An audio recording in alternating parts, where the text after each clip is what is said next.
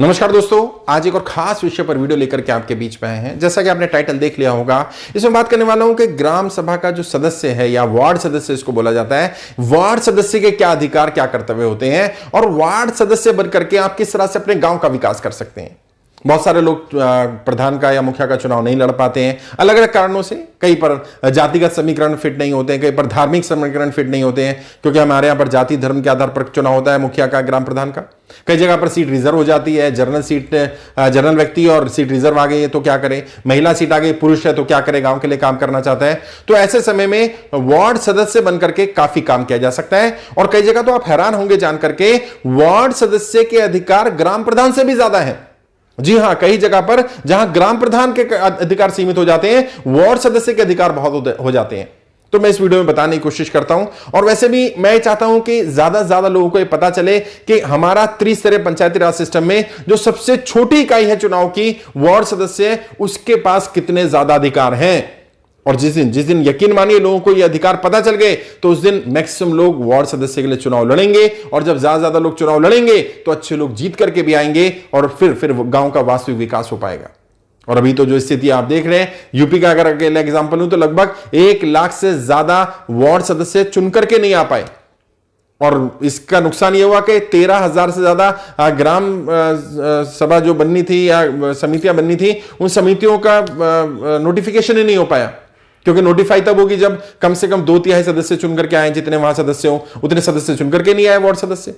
और अमूमन 25, 30, 35 या 40 या 50 घरों पर एक सदस्य होता है। डिपेंड करता है, अगर बड़ी है तो 50 पर, छोटी है तो 25-30 पर भी हो जाता है। तो अगर वोटों की बात करें तो 100 से 200 वोट पर एक है। तो यदि आपके यहां पर 2000 वोट हैं तो हो सकता है 10-12 सदस्य हो, 15 सदस्य भी होते हैं, कई बार 3-3 हजार वोट है, 15 सदस्य, 16 सदस्य भी है। तो समिति के जो हमारी वार्ड सदस्य हैं, वो वार्ड सदस्यों के अधिकार बहुत ज्यादा हैं। और वार्ड सदस्य जनरली गांव के विकास के लिए काम कर सकते हैं। यदि आप ग्राम प्रधान नहीं भी बन पाते हैं तो वार्ड सदस्य बनकर के काम करिए।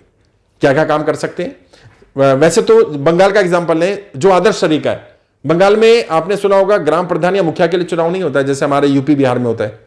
वहां क्या होता है, वहां सीधा सदस्यों को चुना जाता है, यानी कि वार्ड मेंबर ही चुने जाएंगे और वार्ड मेंबर मिलकर के फिर चुने जाने के बाद अपना मुखिया चुनेंगे, एक अध्यक्ष और उपाध्यक्ष चुनेंगे। जैसे हमारे यूपी बिहार में बात करें तो जिला पंचायत के लिए होता है, जिला पंचायत सदस्य को हम लोग चुनते हैं और फिर सदस्य मिलकर के अपने में से मुखिया चुनते हैं और उसका असिस्टेंट चुनते हैं। तो इस तरह से, या जैसे मेयर में होता है, कॉर्पोरेशन में होता है, कॉर्पोरेटर मिलकर के हम कॉर्पोरेटर को चुनते हैं और कॉर्पोरेटर मिलकर के अपना मेयर चुनते हैं।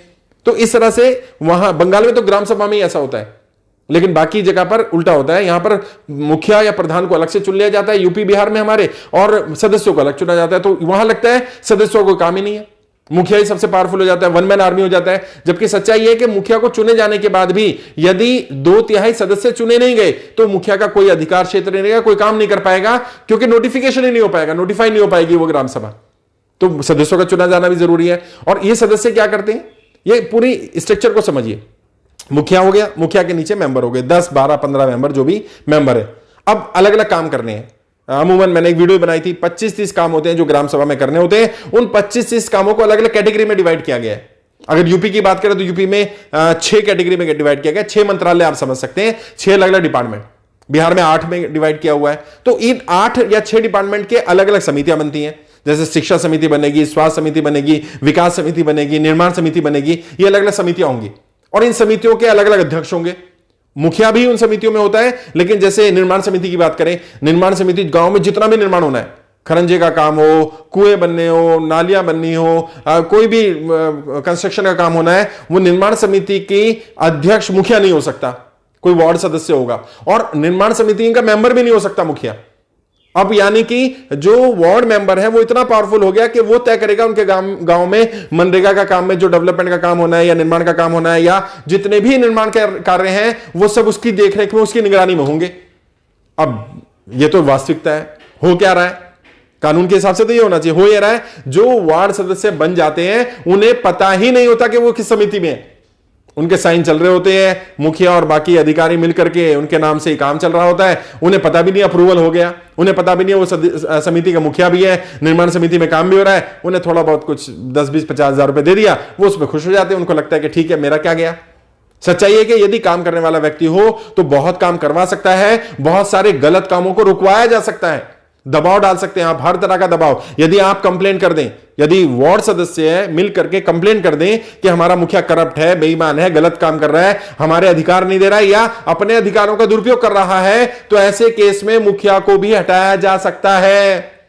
जी हां, जो ग्राम सभा अधिकारी होते हैं ना, जिले में बैठते हैं, उनके यहां जाकर कंप्लेन कर दीजिए और जितने सदस्य उनमें 50% ज्यादा सदस्य इस कंप्लेंट में साइन कर दें, और या ग्राम सभा से लोगों के साइन करा लें, कम से कम 50% ग्राम सभा के लोगों के कि ये व्यक्ति मुखिया करप्ट है, गलत काम कर रहा है। अब देखिए इसके खिलाफ कंप्लेंट हो जाएगी, इसको हटाया जा सकता है। लेकिन लोगों को वार्ड सदस्य के अधिकार नहीं पता है। वार्ड सदस्य का और क्या काम है? वार्ड सदस्य का अपने वार्ड में जो जो समस्याएं हैं उनके बारे में अपनी अध्यक्षता में एक मीटिंग बुलाएगा पूरी ग्राम सभा की। ग्राम सभा क्या है? सभी गांव के मतदाता ग्राम सभा के माननीय सम्मान्य सदस्य होते हैं, सारे मतदाता। कभी इस वीडियो किसी वीडियो में बात करूंगा कि सारे मतदाताओं के पास ये अधिकार है कि वो माननीय सदस्य हैं ग्राम सभा के, और ग्राम सभा के उस वार्ड के सदस्यों का अध्यक्ष ये वार्ड मेंबर है। ये अपनी अध्यक्षता में मीटिंग बुलाएगा। मीटिंग बुला करके उसमें क्या होगा? उसमें चर्चा होगी वार्ड के विकास के बारे में, वार्ड में क्या काम होना चाहिए, स्कूल है कि नहीं है हमारे वार्ड में, स्कूल होना चाहिए कि नहीं होना चाहिए, होना चाहिए तो कैसा होना चाहिए, उसमें इंफ्रास्ट्रक्चर कैसा होना चाहिए, हेल्थ की सुविधाएं कैसी होनी चाहिए, यहां पर विकास के कौन कौन से कार्य होने चाहिए, डेवलपमेंट में क्या क्या होना है, कौन कौन सा निर्माण खराब है या अच्छा है, कौन सा काम नहीं किया गया, पिछले प्रधान ने क्या गलतियां की हैं, पिछली ग्राम सभा में क्या क्या काम रह गए अधूरे जिनको आगे पूरा करना है, और क्या क्या विकास का मॉडल होना चाहिए हमारे वार्ड के लिए। तो हर व्यक्ति जो वार्ड सदस्य वो अपने अपने वार्ड के लोगों के साथ ये मीटिंग करेगा अपनी अध्यक्षता में, और फिर जब ग्राम सभा की पूरी मीटिंग होगी वहां अपने वार्ड को प्रतिनिधित्व करेगा। वह बताएगा अपने वार्ड के बारे में, मेरे वार्ड में ये समस्याएं हैं और मैं इनके ये समाधान चाहता हूं, मेरी वार्ड की जनता ये चाहती है। और जो ग्राम सभा की जो समिति बनेगी प्रधान की अध्यक्षता में या मुखिया की अध्यक्षता में, वहां जितनी मीटिंग हुई वहां भी अपने वार्ड को रिप्रेजेंट करेगा। फिर अलग अलग समितियां होंगी, समितियों में या तो किसी समिति में मेंबर रहेगा या अध्यक्ष रहेगा, क्योंकि हर व्यक्ति अमूमन हर वार्ड सदस्य कम से कम 3-4 सदस्यों में मेंबर या एक आध समिति का अध्यक्ष होता है। तो उस समिति से रिलेटेड जो पैसा आएगा, जो डेवलपमेंट का फंड आएगा, जो भी विकास कार्य होंगे, जो भी काम उस समिति के क्षेत्र में कार्य क्षेत्र में आता होगा, उस सब उसकी अध्यक्षता में होगा अगर वो अध्यक्ष है तो, और अगर मेंबर है तो उसकी निगरानी में होगा, उसे पता रहेगा। तो वार्ड मेंबर के बहुत सारे अधिकार हैं। यदि आप वार्ड ग्राम प्रधान का चुनाव नहीं लड़ पा रहे हैं या नहीं लड़ना चाह रहे हैं या कोई समीकरण फिट नहीं हो रहे या कुछ भी लग रहा है या पैसे कमी है, कई लोग कहते हैं मेरे पास पैसा नहीं है, मैं ग्राम प्रधान नहीं बन पाऊंगा, तो मैं उनको रिकमेंड करता हूं आप सदस्य का चुनाव लड़ लो। कम पैसा लगे, 150-200 रुपए नॉमिनेशन में लगना है। अब पड़ोस के 50-60 घर हैं, हर घर में लोग आपको जानते होंगे, आपके अड़ोस पड़ोस के, उनके वोट लेने आपने। और जैसे मैंने कहा यूपी का एग्जांपल दिया, पिछली बार तो लगभग आधे 50% से ज्यादा ग्राम वार्ड सदस्य निर्विरोध चुने गए।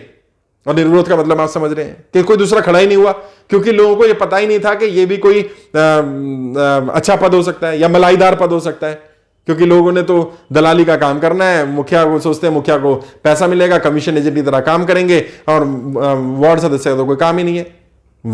ठीक है, दलाली करनी है, गड़बड़ करनी है तो शायद यहां अधिकार सीमित होंगे, लेकिन अगर आप चाहते हैं गड़बड़ ना हो, यदि आप चाहते हैं आपकी ग्राम सभा में जो पैसा है उसका सही यूटिलाइजेशन हो, आप चाहते हैं ग्राम प्रधान गलत ना करे, आप चाहते हैं वाकई में विकास हो, वाकई राजनीति में सुधार आए, तो फिर आपको वार्ड सदस्य के लिए जरूर जाना चाहिए। खुद चुनाव लड़िए या किसी को लड़वाइए। और मैं आप सबसे रिक्वेस्ट करूंगा कि इस वीडियो को ज्यादा से ज्यादा लोगों तक पहुंचाइए, गांव के हर एक सदस्य तक पहुंचाइए, देश के हर गांव के हर व्यक्ति तक ये बात पहुंचनी चाहिए कि जो न्यूनतम इकाई है, जो चुनाव की सबसे निचली इकाई है, इससे नीचे पैदा नहीं होता। वार्ड सदस्य नीचे कोई चुनाव नहीं है, ये सबसे पहली इकाई है, और ये कितनी महत्वपूर्ण इकाई है। और जो त्रिस्तरीय पंचायती राज सिस्टम शुरू किया गया, जो विचार रखा गया पंचायती राज का, वो सिर्फ ये नहीं था कि पैसा आएगा और गांव में काम हो जाएगा, कुछ विकास कार्य हो जाएंगे, सिर्फ वो नहीं। उद्देश्य क्या था? उद्देश्य था कि ग्राम सभा के पास अधिकार होंगे, उन्हें क्या काम चाहिए, गांव में क्या काम करना है, ग्राम सभा की मीटिंग बुलानी चाहिए। और ग्राम सभा कौन? सभी सम्मानित वोटर, सभी सदस्य हैं ग्राम सभा के, और उसमें कोरम मेंटेन होना चाहिए। कम से कम 10% लोग इकट्ठे होने चाहिए। मुझे नहीं पता कि ग्राम प्रधान अभी करते भी हैं कि नहीं करते, बहुत कम करते हैं। और यदि वार्ड सदस्य इंटेलिजेंट होगा, समझदार होगा, पढ़ा लिखा होगा, उसे अपने अधिकारों के बारे में पता होगा, उसे अपने कर्तव्यों के बारे में पता होगा, उसे पता होगा ग्राम सभा के पास क्या क्या अधिकार है, तो ग्राम सभा की मीटिंगें भी बुलाएगा, गांव में जो काम होंगे विकास के उनमें भी इंटरफेयर करेगा, और अच्छी विकास योजना लेकर के आएगा, अपने गांव को आगे बढ़ाने के लिए, आदर्श गांव बनाने के लिए काम करेगा। मैं समझता हूं ये वीडियो आपके काम आएगी, कुछ नई चीजें सीखने को मिलेंगी। फिर भी कोई डाउट हो, कुछ पूछना चाहें, किसी भी तरह क्वेश्चन हो, तो आप वीडियो के डिस्क्रिप्शन जाइए, मेरा फोन नंबर मिल जाएगा, डायरेक्ट मुझसे बात करिए। 5-10 मिनट बात करने कोई चार्ज नहीं, फ्री ऑफ कॉस्ट बात करिए। मैं कोशिश करूंगा आपको राजनीति की बारीकियां सिखा पाऊं और ज्यादा डिटेल में ये बातें बता पाऊं कि कैसे राजनीति हो रही है और कैसे इस राजनीति को हम और आप मिलकर के बदल सकते हैं। आज के लिए इतना ही, आगे किसी और विषय पर बात करेंगे। आपके उज्जवल राजनीतिक भविष्य के लिए हार्दिक शुभकामनाएं। जय हिंद, जय भारत।